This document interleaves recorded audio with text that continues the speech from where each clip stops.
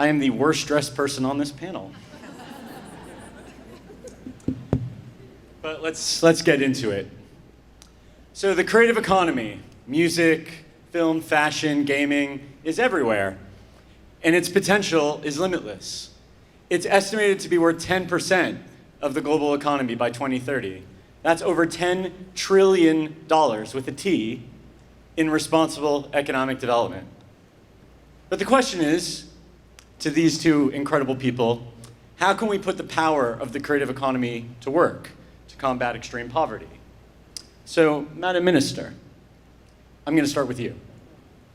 In Nigeria, the popularity of Afrobeats has helped the creative economy surge. You know, you're looking for the creative economy to be worth 10% of Nigeria's GDP by 2030. You've also signed a memorandum to make Abuja a creative city. Can you tell us a little bit about this and kind of your goals with these initiatives? So thank you, Brother Shain. I know earlier on a protocol was established. I pray and beg for your indulgence should I diligently perch myself on top of that. So first of all, I want to send you greetings from the beautiful, vivacious and expressive people of Nigeria.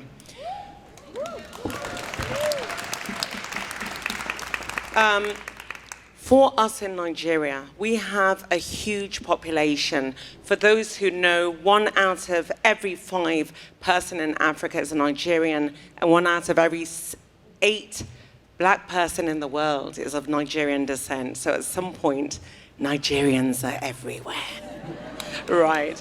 And we are a growing population. So we are looking at how we can empower that population, trying to diverse away from the ordinary means of oil, which is ordinary means of growth, which is oil. So one of the areas that we have identified as a people is the creative economy. Looking at what, for example, South Korea have been able to do, and America has been able to do with the creative economy. Nigeria feels and knows that there's a huge resource and a real estate in the creative economy. My ministry, since we came on board a year and a half ago, have committed to growing the GDP by $100 billion to increase it by 2030. But we can only do that if we put a strategic framework in place. Yeah, can I? Yeah. Just very quickly. So what we have done is looked at what benchmark countries such as America and South Korea have done and looked at putting those frameworks in place. One of the key things is, of course, IP policy in the area of policy. My ministry has come up with a strategic stakeholder engagement whereby we have a number of policies. So you have IP policy, creative economy policy, incentive policy, cultural policy, just to add growth. What Nigerians have been able to do, and I'm sure many of you have been able to attest, is have grown the creative industry organically.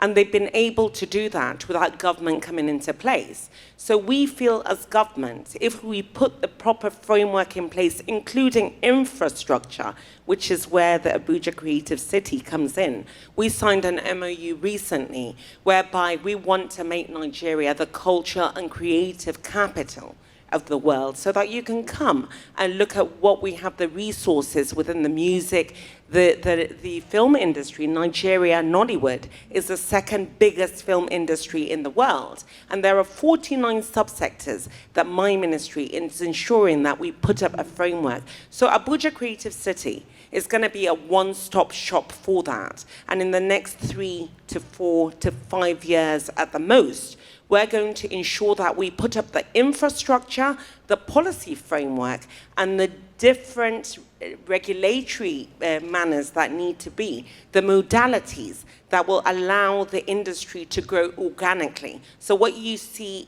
happen in South Korea, you're going to see that happen in many, many fold, because just Nigerians are everywhere, and everybody wants to have a piece of the expression and the content, the culture and the creativity in Nigeria, and the government wants to make sure that we do all that we can to give you the beauty of who we are as a people. Thank you so much. I wish every minister spoke like that. So, Michele, over to you. We just heard the announcement of the launch of the Medi portal. Why do you think Africa is such a high and early priority for the initiative? Well, I'm going to refer back to a lot of what Madam Secretary talked about. We know that music has always been a change agent. And even though MEDI, the initiative, is global, we've prioritized Africa precisely because of its rich and storied music history and tradition. Its music is so culturally important to the rest of the world.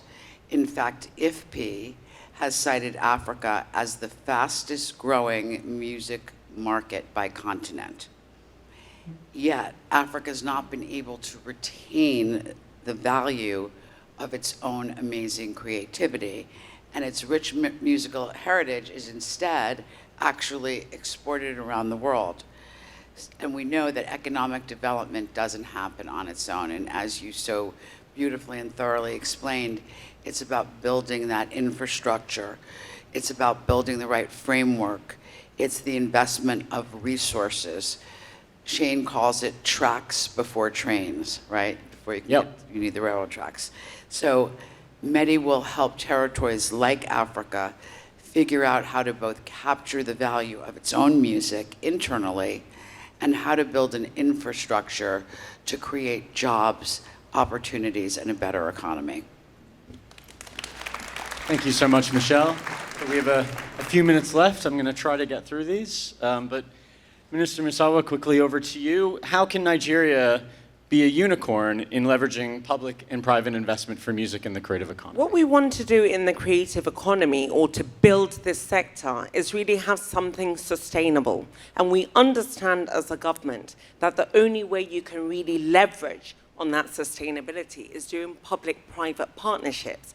One of the key points of my 8-point agenda, and I think it was really the marching order of the president when he nominated me as a minister, was that everything you do has to outlive the generation after that and the generation after that. So every single initiative, and we have a number of initiatives, 14 for now, is to ensure that we do it not only with the government, but also with the private sector and also with the subnationals. So when you do it all the way down, it has the ability to distill down to the very ordinary Nigerian. And I think Nigeria is key because of the numbers. And I think if we as Nigeria take that forefront leadership role in ensuring that the creative sector is something that as a nation we can fortify in a way that will really bring value and worth not only to the individuals, but to the country and to Africa as a people. Because one of the things we want to do is ensure that we use the sector to also unify ourselves, because that in the creative sector is that where we have the power of messaging and power of resonance. So we do that with a private-public partnership. Oh, well, thank you so much. And yes, and you have amazing music. But Michelle, Global Citizen has planted a stake in the creative economy with Move Africa to spark long-term economic investments and job creation. How important is the development of Move Africa in expanding and solidifying UMG and other company and investors' work on the continent? This is one of my personal favorite initiatives of Global Citizen.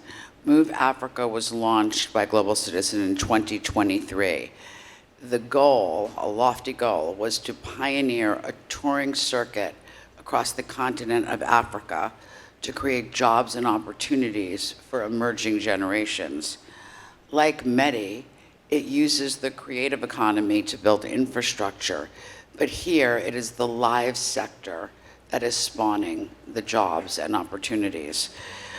This will, and already has in fact, driven investment and jobs into local communities, engaging local artists, agencies, vendors, crews, and providing on-job training and skill development. In its first year, Kendrick Lamar headlined in Rwanda, and for its second edition, Move Africa expanded to both Rwanda and Nigeria, headlined by John Legend, both, I may point out, amazing Universal Music Group artists, yes.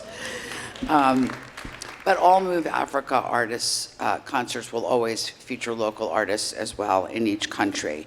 And each year, additional countries will be added to the circuit, continuing to expand and create jobs and skills. For example, Move Africa partnered with the Harambee Youth Employment Organization and trained 50 young people in invaluable, priceless, on-the-job production training. And they will hire them again next year and the next. So Move Africa is becoming another important sector in the whole music ecosystem, which UMG has invested heavily in and has always believed in. So it's a very welcome companion. So thank you so much, Michele. Thank you, Madam Minister. This has been an enlightening and quite fast conversation, but that's how it is here. Thank you so much as well. There is so much potential in the creative economy to create jobs, foster growth, end poverty, and improve people's lives and places.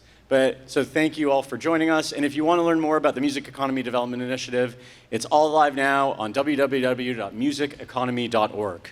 So check it out. And our announcement just went out this afternoon. Yes, and the announcement went out. So thank you to Global Citizen, to our wonderful speakers at the beginning, and have a wonderful rest of your afternoon.